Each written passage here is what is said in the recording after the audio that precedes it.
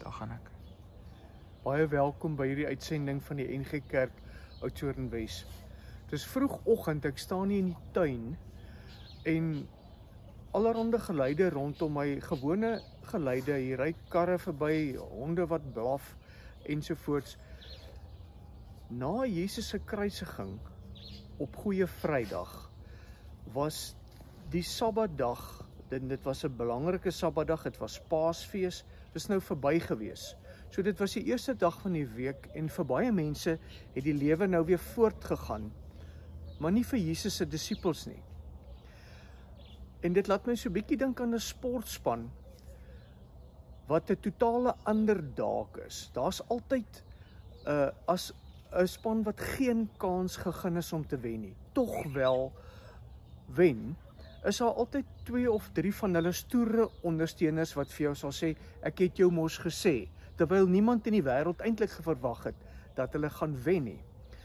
Met Jesus se opstanding was dit 'n bietjie so gewees. As ons die Bybel lees, dan sal ons sien, nie eers Jesus se mees stoere ondersteuners, sy disippels, het regtig vermoed of geglo dat hy uit die dood uit gaan opstaan nie, selfs al het hy dit vir hulle gesê.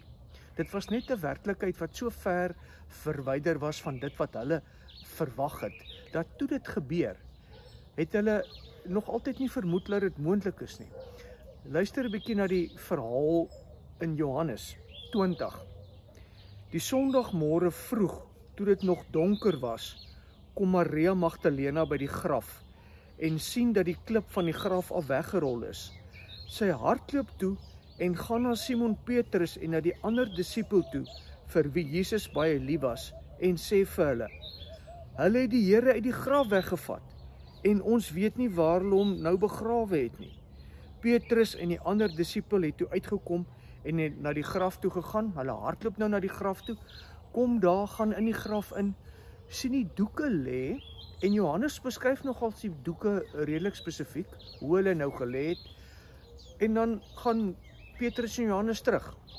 Al wat hulle nou glo, is dat Jesus se liggaam weg is. Hier staan, hulle het nog nie die skrif verstaan, dat Jesus uit die dood moet opstaan nie. Daarna het die disippels weer huis toe gegaan. Maria Magdalena bly daar in die tuin agter, maar Maria het buite by die graf bly staan en huil. Terwyl sy huil, het sy vooroor gebuk om in die graf in te kyk. Toe sien sy 2 engele met wit klere aan daar sit, waar die liggaam van Jesus gelê het. Een waar die kop en een waar die voete was. Hulle vra toe vir haar, mevrou, waarom huil jy? Sy antwoord hulle, omdat hulle my Here weggevat het en ek nie weet waar hulle hom nou begrawe het nie. Het is baie duidelik dat Maria Magdalena nog nie besef het dis engele nie. Dis latere refleksie wat hulle dit laat besef het. Sy dink is gewoon 2 mense waar daar sit en sy vra vir hulle, waar is Jesus se liggaam? Julle kan sien, hulle weet reeds dat die liggaam nie in die graf is nie, en tog glo hulle nie dat Jesus opgestaan het nie. En dan verskyn Jesus, eers aan die Emmausgangers en dan aan al die disippels saam, behalwe Thomas, daai Sondagnag. En die volgende Sondag verskyn hy weer aan hulle en dan nou ook aan Thomas. En dan klik iets by hulle. Die nagmerrie van die afgelope week, van Jesus se inhegtenisname en sy oordeel en Petrus wat hom verloon het en hulle wat hom eintlik almal van hom af weggestaan het uit vrees vir dat hulle ook in hegtenis geneem kan word, verdwyn in 'n oogwink as hulle besef dat Jesus leef. En dan kry die kerk krag.